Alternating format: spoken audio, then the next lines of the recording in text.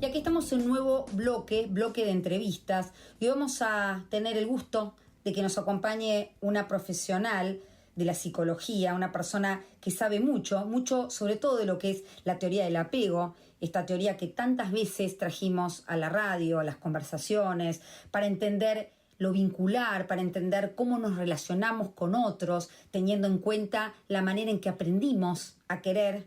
Y vamos a hablar entonces con María Casariego de Gainza. María es licenciada en Psicología, es docente titular del Máster de Psicoanálisis de la Universidad de La Matanza, también es miembro de IAN Argentina, entre muchísimas otras actividades, y esto me gusta porque también es artista plástica. Así que vamos a darle los buenos días y la bienvenida a María. Muy buen día, María. Hola, Vanessa, ¿cómo estás? Bueno, un gusto tenerte acá. María sabe muchísimo de todo lo que tiene que ver con teoría del apego, con un tema que hoy decidimos conversar para ponerlo sobre la mesa, porque tiene que ver con lo que hablamos cuando hablamos de transgresión, de transgredir, respecto sobre todo del adulto hacia un niño. Y en la transgresión hablamos de traspasar un límite. Y la pregunta sería entonces, desde tu perspectiva, cuando hablamos de transgresión, de traspasar un límite, ¿Cómo podemos definir esta transgresión de un adulto a un bebé o a un niño?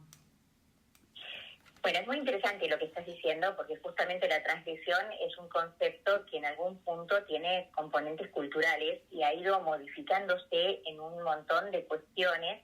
Hay cosas que eran transgresiones antes y hoy no lo son, y viceversa.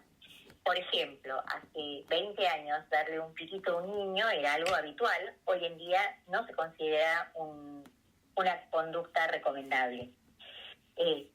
Para darte un ejemplo, ¿no? Bueno, esto de respetar el cuerpo del niño,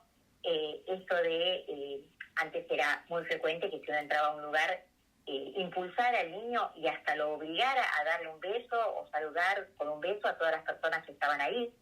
Hoy en día esto se respeta, por ejemplo, si el niño no quiere saludar con un beso, que no lo haga, digamos, se le respeta el cuerpo del niño.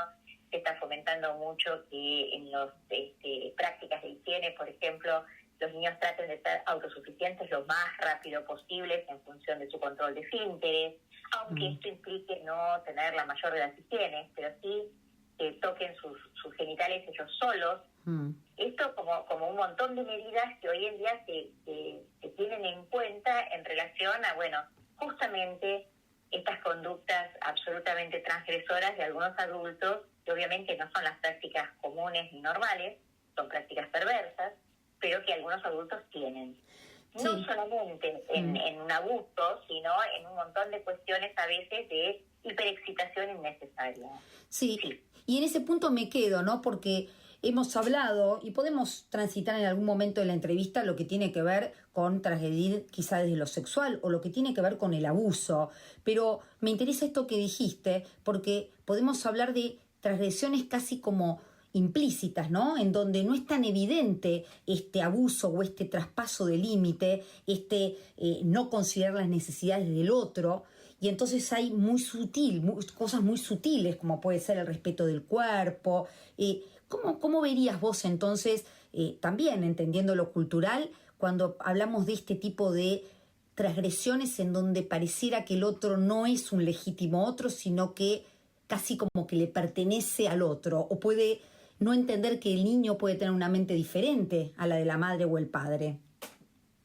Absolutamente, y aparte creo que es muy importante entender que hay transgresiones desde lo físico, en un abuso físico, sexual, en un abuso que puede ser físico, amarrear, sacudir, usar la fuerza sobre el niño sabiéndose un adulto con otro cuerpo y otra potencia de fuerza, revolear a un niño, sacarlo de una situación violenta. Todo esto son transgresiones físicas, aunque no sean abusos sexuales. Son no respetar el cuerpo del otro, no entender que hay una asimetría que al niño lo asusta.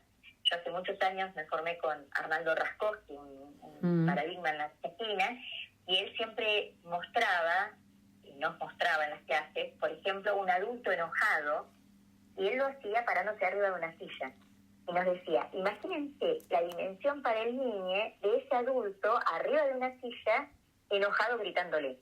es una situación de extrema violencia para el niño, aunque no lo toque. Porque hay esta asimetría física que ya el niño se asusta muchísimo, digamos. Es ¿qué va a hacer este adulto que es muy grande, que tiene un cuerpo distinto, que tiene una voz potente, que tiene poder sobre mí, que puede tomar decisiones sobre conductas que a veces son tabadas o no ameritan semejante nivel de enojo? Y esto también habla de que los adultos hoy estamos bastante irritables y bastante enojados con el mundo que nos está tocando vivir, que es durísimo, no digo que no, pero tenemos que saber que estamos criando niños y que hay que cuidarlos, ¿no? Y cuidarlos de nuestra propia locura y de nuestro propio estado, ¿no? Sí, y esto es interesante, ¿no, María? Porque si entendemos que nadie puede regular a otro estando desregulado, y al hablar de niños sabemos que desde estructuras neurológicas los niños aún no están totalmente evolucionados desde lo que es el sistema nervioso para poder autorregularse al principio, y qué importante entonces que el cuidador, ya sea la madre, el padre, algún referente adulto, pueda ser capaz de regular a ese niño desde un lugar regulado de sí mismo, ¿no? Sí, y cómo se regulan a veces incluso cuando hay parejas saludables entre las parejas, porque convengamos que es cierto que, insisto, en este mundo actual es difícil a veces la regulación permanente o la regulación estable de los adultos, aunque debería poder ser algo cotidiano, no es lo cotidiano, lo sabemos positivamente. Cuando un adulto llega a su casa después de una jornada laboral y de un montón de situaciones, llega absolutamente agotado y con muy poca paciencia. Entonces, a veces cosas de la vida cotidiana, o el otro día, por ejemplo, una paciente me contaba que su hijito tiró el agua en la mesa y el marido se enojó mucho, por una cosa que, bueno, tiene que ver con la motricidad del niño, que es chiquito, que no maneja determinadas cuestiones.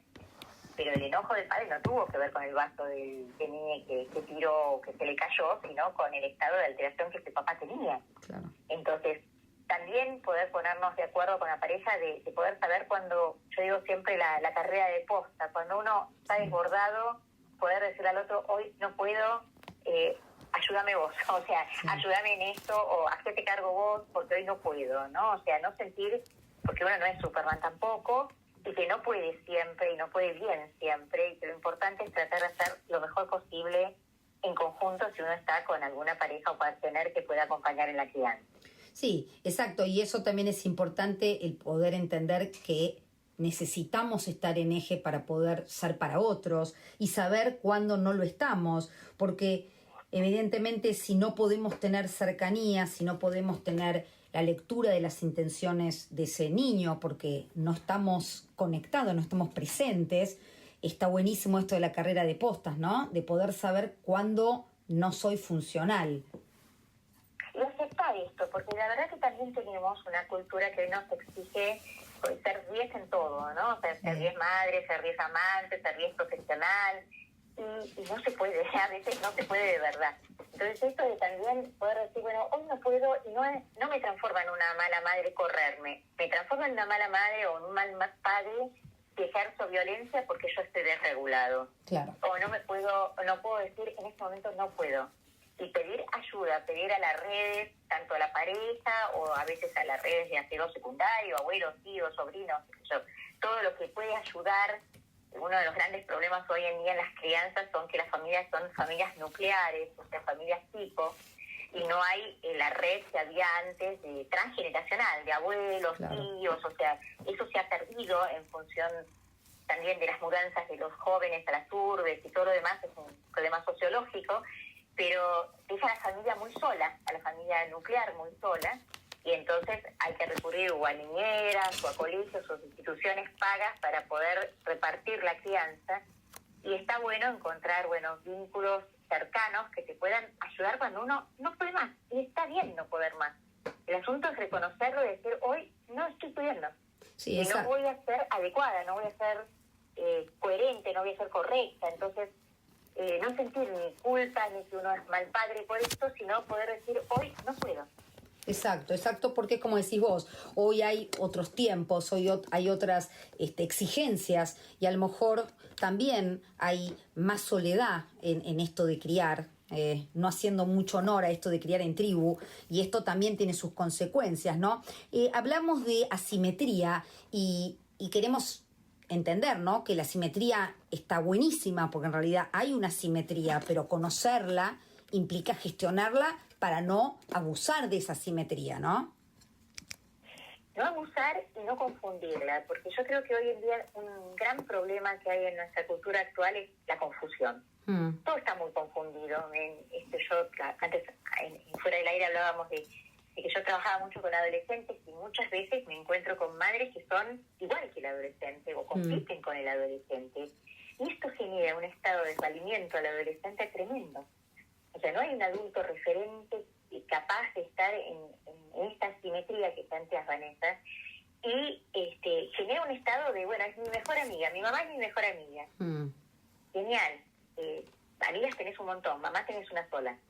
Si la mamá no ejerce la función de mamá y que a veces es no ser la mejor amiga y poner un límite o determinar conductas que sean reguladas, esto hace que el adolescente se enoje mucho con esa mamá, pero está bien, forma parte del proceso y hay que poder sostener ese enojo como mamá, sostenerlo amorosamente, sabiendo que, bueno, es la función que uno tiene, que es de poner límite, organizar, regular, acompañar. Pues antes hablabas del desarrollo en el niño, pero este desarrollo no termina hasta los 30 años. O sea, hoy en día sabemos que un cerebro no está del todo evolucionado hasta los 30 años. Sí. Entonces, cuando hablamos de adolescentes y algunos padres se enojan mucho por conductas desreguladas de los adolescentes, tenemos que saber que es una conducta psicoemocional y neurológica, que no está preparada todavía para tomar decisiones acertadas, para tomar conductas adecuadas, y que necesita la mirada y el acompañamiento de un adulto que le ponga un límite. Y ese límite a veces no es grato. Sí, y saca del lugar de mejor amiga, ¿no? Claro, y ese límite tan entendido como un acto de amor, no como un castigo. A veces se cree de esta simetría que no es buena, que el límite es malo o es un castigo. Y el límite regula, porque el límite es un marco. Es algo muy interesante esto, y te lo digo como psicoanalista y te lo digo como mamá. He vivido como mamá muchas veces tener que poner límites que mis hijos se enojaban mucho, y se enojaban y me lo manifestaban porque tenían espacio para manifestar ese enojo a pesar de que yo no cambiaba el límite. Y con los años he recibido la grata cuestión de decirme, mamá, qué bueno como nos cuidaste. Mira. O qué bueno que no permitiste esto, que a veces en los grupos de pares de padres se empiezan a facilitar conductas porque uno no se anima a decir que no, que la otra mamá dijo que sí, o a cosas que uno de verdad siente que no deberían ser, pero que como el grupo lo hace, entonces te borras un poco en tu subjetividad y acabas aceptando, transgrediendo cosas que son tu propia regulación, y eso el adolescente lo percibe, que el padre ahí está confundido. Sí, eso es verdad. Digo, hablas de esto y me viene una figura, ¿no? Que quizás es una figura más clínica, que tiene que ver con la inversión de roles, ¿no? ¿Qué pasa con una forma de violencia? ¿Se puede entender, María, como una forma de violencia cuando el adulto no cumple su rol de adulto y de alguna manera coloca al niño en un lugar que no es funcional al niño y que no le corresponde? Es una forma de violencia, es una violencia física, porque le estás exigiendo al niño que sea adulto, y la inversión de roles tiene que ver con justamente poner al niño en la situación de ser la fuente de apego y de organización y regulación del adulto, lo cual es en lo que peor. O sea, un niño necesita sentir que el adulto, hay una frase de Winnicott que a mí me encanta, que dice, los adolescentes destrozan al padre para descubrir padre o madre, ¿no? Para descubrir que no lo pueden destrozar, y necesitan descubrir que no lo destrozan. Lo intentan, pero necesitan entender que el padre queda entero después de estos arrasamientos que hacen adolescentes. Cuando en ese arrasamiento destruyen de verdad al padre, o tiene padres o madres muy vulnerables, esto es sumamente angustiante para un adolescente. No hay referencia, no hay con quién. Y esto, o sea, el adolescente se tiene que enfrentar con un adulto que puede, ¿sí? Si el adulto es vulnerable, digo, por ejemplo, pensemos una pareja que se separa y la madre hace a la hija o hijo, o el padre hace a la hija o hijo, cómplice de las situaciones de la pareja, que no tienen nada que ver con el lugar de padre. Sí. ¿no? O sea, tu padre o tu madre me fue infiel, o este tipo de situaciones donde coparticipan al adolescente de algo que no tiene nada que ver con su vida ni con su imagen de padre o madre. Esto es la pareja. Exacto, y lo ponen ese niño o ese adolescente en un lugar en donde pareciera que hay un ataque al niño, cuando en realidad es un tema de pareja. Sí, es un tema de desregulación de los adultos que no están pudiendo con esto y no lo están pudiendo resolver en los ámbitos que corresponde resolverlo. Y lo despliegan a tu padre o tu madre nos deja, ¿no? Esta totalidad, nos Exacto, deja, sí. o no nos va a dar tal cosa, cuando en realidad lo que está fracasando en todo caso es la pareja, y no puede fracasar es la familia, que más allá de la pareja tiene que persistir, ¿no? Sí, y esto yo lo escucho mucho, participar a los niños de situaciones que no los compete, y ahí podemos hablar de un tipo de vinculación que sale de la segura, de la sana, y cuando pasa esto, ¿por qué también, está bueno que nos expliques, por qué también es imposible entenderla y es perjudicial no solo para ese niño hoy, sino que es como que se internaliza ese tipo de vinculaciones que tiene ese niño con ese adulto y probablemente si no la trabaje pueda replicar esas formas de vinculación no sana en su vida y en su futura paternidad o maternidad? Es muy probable, digamos, sabemos que esto es muy artesanal, pero es muy probable, lo transgeneracional se transmite, y aparte cuando uno como adulto a un niño o a un adolescente lo pone en el lugar de adulto, le está robando la niñez o la adolescencia, lo está poniendo en un lugar que no es el que le corresponde. Y las etapas evolutivas se viven, o se viven a los 14 años o se viven a los 40. Si no los pudiste vivir a los 14 años, existen muchas posibilidades que a los 40 la estés viviendo. Con lo cual seas un adulto absolutamente desregulado, que hagas macanas, que manejes muy mal con tus hijos, con tu pareja, etcétera. Es así. Cuando hablas de lo cultural, María, ¿qué cosas a lo mejor podés ver a lo largo de la historia o la historia reciente en donde realmente hay como una mirada diferente, sobre todo a la capacidad de ver esos niños como otros y no tan como parte del padre o la madre o del adulto responsable, ¿no? Me refiero desde los golpes, que eran evidentemente absolutamente no solo permitidos, sino hasta avalados, ¿no? Esta frase de un buen chirlo a tiempo. ¿Por qué pensás que eso fue cambiando? ¿Por un tema de investigación? ¿Por un tema...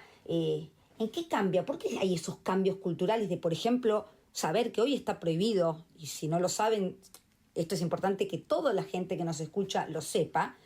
Hoy no está permitido desde lo legal, además de lo cultural, uno ya no ve estas cosas que solía ver, de la violencia de un padre con un hijo en el momento de generar un castigo físico. Es verdad, y yo me quedé con esa frase que hiciste, un buen chirlo a tiempo, y uno preguntaría ¿a tiempo de quién? Exacto. Porque evidentemente el a tiempo es el desregulamiento del adulto que no está pudiendo sostener o contener al niño o al adolescente. El tiempo es no es el tiempo del niño, ¿no? Yo creo que ha cambiado mucho algunas cosas y otras cambiaron más como sí que de verdad. Okay. O sea, creo que se ha desregulado algunas cuestiones también en una cosa a veces despótica de los niños. O sea, hemos pasado del adultocentrismo al infantocentrismo, y esto también es un problema, porque muchos padres consultan ya cuando no pueden manejar su casa porque es un descontrol absoluto en manos de adolescentes o de niños, ¿no?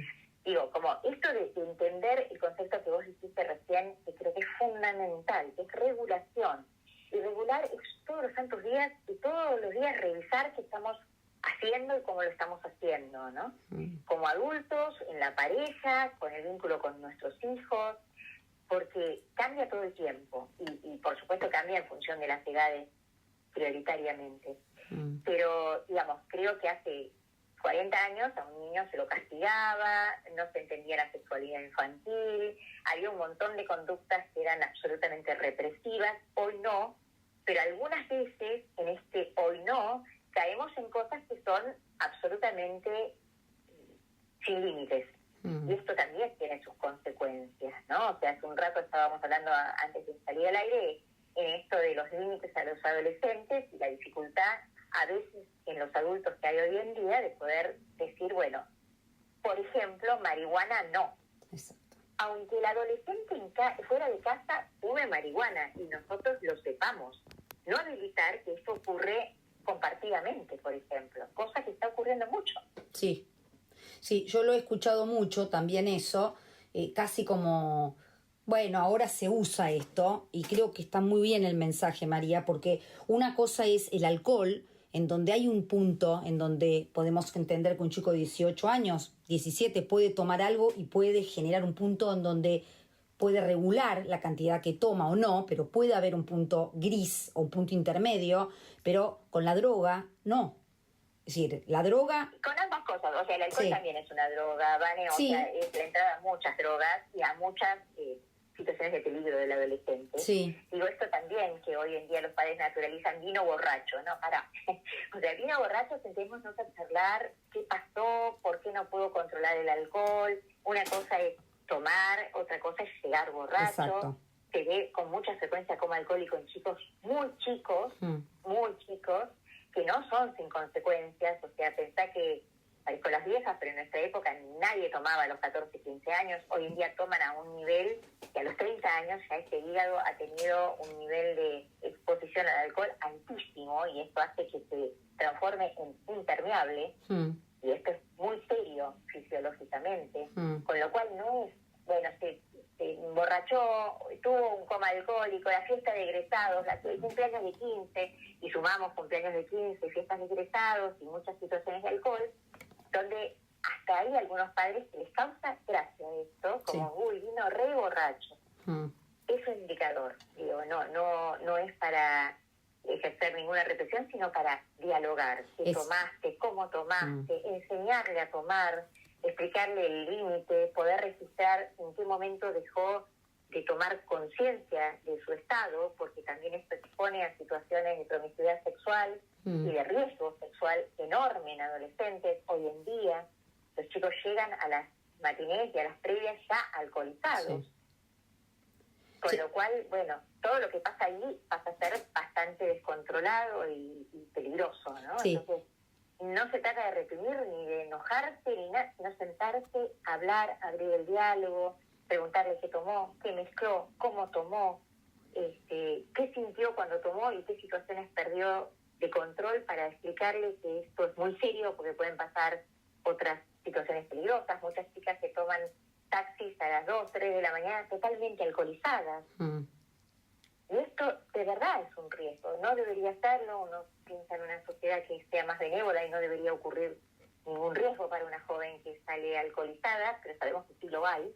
Entonces, realmente está expuesta a un mundo sumamente hostil que no está consciente para poder darse cuenta. Totalmente. Entonces, de verdad es muy importante. Sí, ¿no? Esto que sí es importante, es decir, no normalizar. Yo me refería que a lo mejor con un buen diálogo reflexivo, un adolescente me refiero 17, 18 años, puede tomar alcohol de una manera que no implique llegar obviamente ni a un coma alcohólico, ni siquiera a una borrachera, pero educar también en la forma de tomar. Yo conozco muchísimos casos que cuanto más se le niega o menos se habla, hay todavía mucho más exceso. Pero me refería básicamente, María, al tema de la droga. No hay un punto medio, la droga es no y es no, porque realmente es interesante y es importantísimo educar en entender que la droga mata, la droga se puede generar desórdenes ya de base psiquiátricos, de depresión, de ansiedad. También, Vane. Sea, cuando hablamos, por supuesto, no estoy hablando de drogas más pesadas, estoy hablando de marihuana o de alcohol, estamos más o menos en la misma tesitura porque tiene un estado más o menos igual y con consecuencias orgánicas muy serias a ambos. Lo que creo que es muy importante es lo que vos dijiste. No se trata de prohibir, reprimir, enojarse, sino abrir al diálogo y entender qué está pasando, porque ese niño o ese adolescente, a veces vos hablas de 17, 18 años, hoy en día ya a esa edad los chicos ya están consumiendo drogas pesadas. O sea, el alcohol empieza a los 12, 13 años en nuestra cultura acá en la Argentina. Es una locura. Digo, el 90% de los padres desmienten que esto ocurre, pero la verdad es que ocurre. Entonces tenemos que ser conscientes de esto, hablar de esto, perderle el miedo, hablar con los chicos, explicarles esto efecto, las consecuencias fisiológicas, explicarles las medidas, qué pueden tomar, el famoso batido de estas bebidas, no quiero decir ninguna marca, pero estas bebidas excitantes junto con alcohol, por ejemplo, de efecto absolutamente desorganizador fisiológico que generan, por lo cual hay un estudio del Hospital Italiano donde ha habido incidencia de un montón de infartos en chicos muy jóvenes, en el target de edad que vos estás hablando, 18, 19, 20, 25 años, por la mezcla de estas dos bebidas juntas, alcohol y estimulantes, y que obviamente tanto el cerebro como el sistema circulatorio no entiende qué tiene que hacer, si vasodilatar o constriir, y esto hace que evidentemente produzca situaciones inclusive de infartos. Esto es un estudio del Hospital Italiano muy importante. Sí, y esto también volvemos al hilo, ¿no? Esto también es una forma de violencia, la no comunicación, el no escuchar, el entender qué pasa para que haya conductas autoagresivas, porque en el fondo es ponerse en riesgo, ¿no? Y un poco lo que queremos llevar desde estas conversaciones o este tipo de entrevistas que vamos teniendo es poder poner a la mesa temas que a lo mejor son incómodos, porque hablar de violencia, hablar de límites, hablar de drogas, hablar de alcohol, hablar de lo que es la sociedad actual, como dijiste vos en un momento, María, la falta de tiempo y de presencia que no es gratis en los chicos, ¿no? No es gratis en nadie, porque, digamos, también pasa en las parejas que la falta de tiempo hace que sea una gran incomunicación. Digamos, estamos en un tiempo muy loco en donde no debemos de perder de vista que somos mercancía de consumo los sujetos, no los objetos. Creemos que consumimos objetos y en realidad se nos está consumiendo a nosotros mismos en nuestra calidad de vida. Entonces, es esto algo muy importante que tenemos que reflexionar. Yo a veces en diálogos con parejas les pregunto, bueno, ¿cómo transcurrió su fin de semana? Y transcurrió en maratones de series, ¿no? Y ni siquiera en contacto sexual, digamos, no hablaron, no hicieron nada, no salieron del espacio habitacional y estuvieron viendo series 14 capítulos. Y esto es adictivo también. Y esto va en contra de la comunicación, y esto va en contra, digamos, estamos en una cultura que nos invade mucho la cabeza y tenemos que estar muy alertas a esto para ser muy cuidadosos y rescatar nuestros espacios saludables. Sí, y yo me voy a quedar con eso, María, agradeciéndote obviamente este contacto, pero la responsabilidad que tenemos cada uno de crear contextos saludables, desde la pareja, desde lo que es la familia, los niños, los adolescentes, impulsando a esto que tiene que ver con el respeto del otro, los límites del otro y sobre todo esta posibilidad de diálogos reflexivos, constantes, que cada vez son menos, pero que está bueno también poder fomentarlos, ¿no? Pero aparte, ¿sabes qué, Vanessa? La sinceridad en el vínculo, porque esto que yo te decía antes, que creo que hoy hay un montón de situaciones de respeto a los niños que avalo y celebro, pero que en muchos momentos, esto es una raya muy finita en donde cae en, por ejemplo, colecho, ¿no? O sea, a ver, chicos de 5 años en colecho, 6 años en colecho, 7 años en colecho, y vos preguntás a los papás bajo qué condiciones lo hacen y es porque se despierta la noche y no quiero que me despierte. Entonces, esto tiene que ver con, bueno, una organización, un equilibrio, un entender los lugares de cada uno, los espacios de cada uno, que es organizador del psiquismo del niño. Y a lo mejor implica un par de noches estar acompañando al niño en su cama hasta que se duerma, hasta que considere que ese es su lugar, pero que eso es lo que tiene que hacer un papá, ¿no? Meterlo en su cama para dormir mejor. Sí, pensar hasta qué punto lo que uno hace, lo hace por algo personal o realmente lo hace en búsqueda de satisfacer necesidades de un niño o son la satisfacción de necesidades de uno. Y ahí viene el diálogo con la pareja, a lo mejor hay uno que una vez se inmola, como decimos nosotros, otro otra vez otro, pero que de alguna manera esto va en beneficio de lo que tiene que ver con los vínculos sanos, ¿no? Así que queremos agradecerte muchísimo, muchísimo, María, este contacto fue muy interesante, todos los temas que fuimos pudiendo tocar, y bueno, seguimos en contacto para otro momento, ¿te parece?